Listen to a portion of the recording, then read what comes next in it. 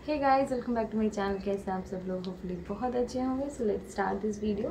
और आज का वीडियो आपके कमेंट के ऊपर ही है।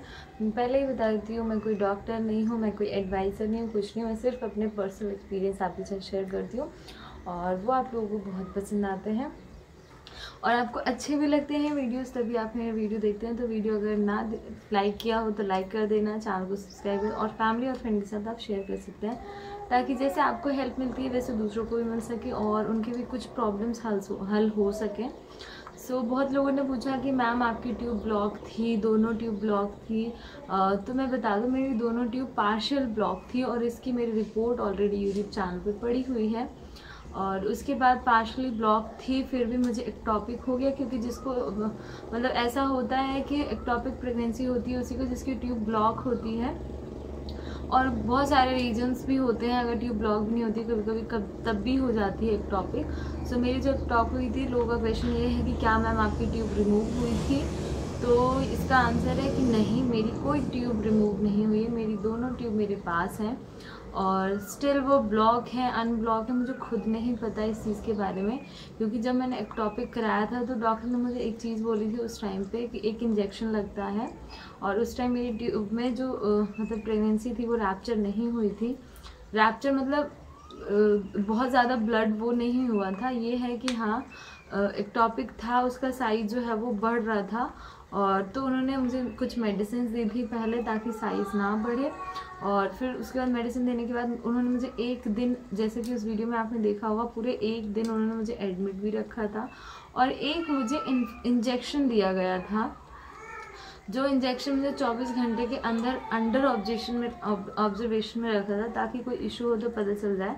तो मेरा जो है एक्टॉपिक इसी के थ्रू ही ठीक हुआ। और उस टाइम मेरे जो ब्लीडिंग थी वो इंजेक्शन लगाने के बाद थोड़ी ज़्यादा होने लगी थी, जिसकी वजह से वो धीरे धीरे सही हो गया। और उन्होंने मुझसे एक बात बोली थी कि देखो, इंजेक्शन लगाने के बाद कई बार ऐसा होता है कि जो ट्यूब में जो भी गंदगी होती है, जो भी चीज़ें होती हैं, वो जो है रिमूव हो जाती है। और दूसरी बात, मेरी ट्यूब्स में स्वेलिंग भी थी, तो मैंने स्वेलिंग के लिए कुछ चीज़ें की थी, वो मैं आपको बता देती हूँ। क्योंकि जब मेरी HSG हुई थी तो उन्होंने कहा था कई बार ऐसा होता है कि ट्यूब के एंड में जैसे ये ट्यूब है तो इसके एंड में यहाँ पे आके स्वेलिंग हो जाती है, जिसकी वजह से वो ऐसे हो जाती है। और जब स्वेलिंग हो जाती है तो वहाँ पर फ्लूइड भरने लगता है। अगर ये स्वेलिंग ठीक होने लग गई तो वो फ्लूइड भी ऑब्वियसली कम होने लग जाएगा। तो उसके लिए मैं आज आपको बता देती हूँ कि मैंने किया क्या था एक्चुअली में। और मैं ज़्यादातर एडवाइस किसी से मतलब ऐसे रिलेटिव वगैरह से नहीं लेती हूँ और अभी भी नहीं लेती हूँ, ठीक है। मैं आपको भी यही कहूँगी, इधर उधर की बातें सुनने के बजाय आप अपना दिमाग लगाया करिए। और तो मैं क्या करती थी कि मैंने स्टार्ट किया था, मुझे लगा था स्वेलिंग है मेरे लोअर साइड में। मैं हीना हेल्थ चैनल है वो वीडियोस उनके बहुत देखती थी। इवन मैं कई सारे वीडियोस मैंने ऐसे देखे थे मसाज के ऊपर, कैस्टर ऑयल मसाज जो करते हैं, और वो मैंने पूरे 1 महीना किया था, जिससे मुझे शायद रिलीफ मिला। और ये मैंने एक्टॉपिक होने से पहले भी किया था और एक्टॉपिक होने के बाद भी, क्योंकि मुझे पता था कि मेडिसिन मेरे ऊपर असर नहीं जल्दी कर रही हैं। और 2 साल हो गए थे तो मुझे लग रहा था वैसे भी नहीं हो रहा, वैसे भी नहीं हो रहा, ठीक है। तो मैं क्यों ना कुछ घर पे ही करती हूँ, ताकि क्या पता ऊपर वाले की दुआ से मेहनत लग जाए मेरी, है ना। मैं कैस्टर ऑयल, मैंने इतनी बड़ी बॉटल आती थी, कम से कम 2 बॉटल मैं जो है मसाज कर चुकी थी। और आप अपने हस्बैंड की भी हेल्प ले सकते हैं, ऐसा नहीं है कि आप उनको बोलेंगे तो वो नहीं करेंगे, ज़रूर आपकी हेल्प करेंगे। उनको भी तो लाखों रुपए बचाने हैं ना, IVF से जाने से अच्छा आप ऐसे कर लीजिए।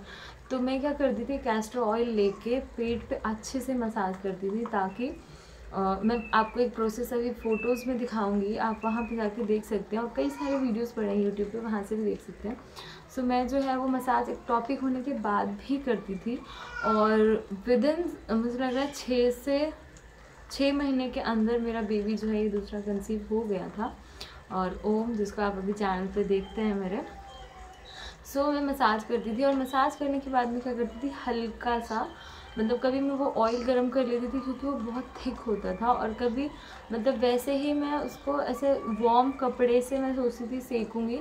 लेकिन ये चीज़ आपको नहीं करनी है, ठीक है, क्योंकि ये मुझे बाद में किसी ने बताया था कि गलत है, सो मैंने ये नहीं किया, ठीक है। पर लेकिन मैं मसाज प्रॉपर करती थी और पूरे प्रोसेस के साथ करती थी। जिस दिन मुझसे नहीं हो पाता था तभी ठीक मैं अपने हस्बैंड को बोलती थी, वो मेरी हेल्प करते थे। तो ये मैंने थ्रू आउट वो 6 महीने के दौरान किया था। मैं एक्सरसाइज प्रॉपर करती थी उस टाइम पे, आधे घंटे में करती थी। और सिर्फ मैं ही नहीं, मेरी एक फ्रेंड है, उसके साथ भी ये सेम चीज़ थी और उसने भी ये किया और उन्हें भी आज एक छोटा सा बेबी है। मैंने ये मतलब ये स्टोरी आपके साथ शेयर की थी जब मतलब मैं प्रेग्नेंट थी, तभी मैंने शेयर किया था आपके साथ। तो जिन लोगों का ये सवाल है कि क्या आपकी ट्यूब रिमूव हुई थी, तो मेरी ट्यूब रिमूव नहीं हुई थी। अभी भी मेरे पास 2 ट्यूब हैं, लेकिन मुझे नहीं पता कि वो ब्लॉक है कि अनब्लॉक है, क्योंकि मैंने HSG के बाद दोबारा कभी HSG नहीं कराया और उसके बाद ओम कंसीव हो गया मुझे। तो अभी तो मुझे ज़रूरत ही नहीं लगती कि हाँ मैं कभी HSG कराऊंगी या नहीं कराऊंगी मुझे तो ये, क्योंकि मुझे बहुत ज़्यादा उस टाइम दर्द हुआ था और ऐसा कुछ नहीं है कि हाँ अब मुझे दोबारा कराने की ज़रूरत है।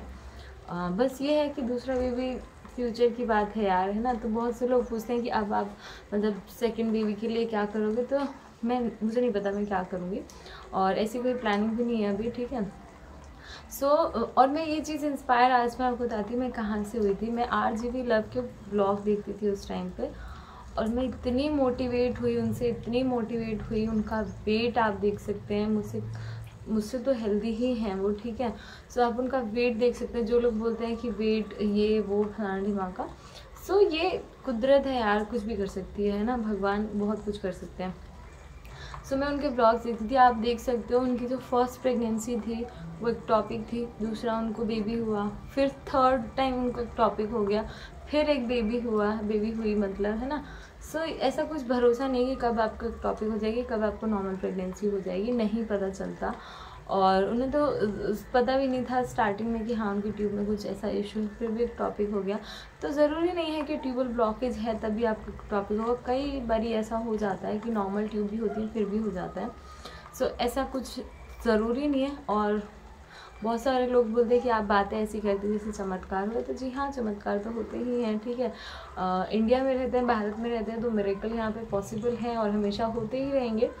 और जो मन में श्रद्धा रखता है उसके लिए मिरेकल होते ही है। मेरे लिए तो हुआ, इसलिए मैं आपसे शेयर करती हूँ।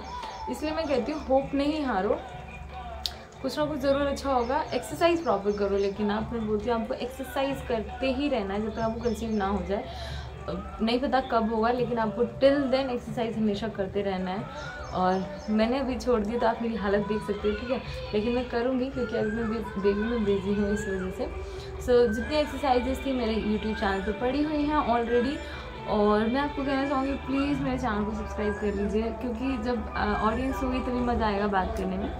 और ऐसे तो मैं बक के चली जाती हूँ, आप लोग भी सुन लेते हो, ठीक है। सो प्लीज़ मेरे चैनल को सब्सक्राइब करिए, फ्रेंड फैमिली के साथ ज़रूर शेयर करिए कि आप एक बंदे हो के भी 4 लोग सब्सक्राइब करेंगे तो शायद मेरा यूट्यूब चैनल चल जाए और आपकी तरफ बहुत लोगों की हेल्प हो जाए, मेरी भी हेल्प हो जाए, ऐसा नहीं है। सो मिलते हैं नए ब्लॉग के साथ, नए वीडियो के साथ। तब तक के लिए बाय, टेक केयर। और जो मैंने कहा वो मैं अपने एक्सपीरियंस से ही बोलती हूँ, मैं इधर उधर की बातें नहीं सुनती ज़्यादा। और इवन मैं आपको ऐसा कुछ नहीं बताती जो किसी और ने मुझे बताया हो, मैंने कहीं से देखा हो। जो मैंने खुद पे अप्लाई किया है, जो मैंने किया अपने साथ, वो मैं आपके साथ शेयर करती हूँ, विच इज़ वेरी जेन्युइन। सो बस यहीं पे ख़त्म करते हैं इस वीडियो को।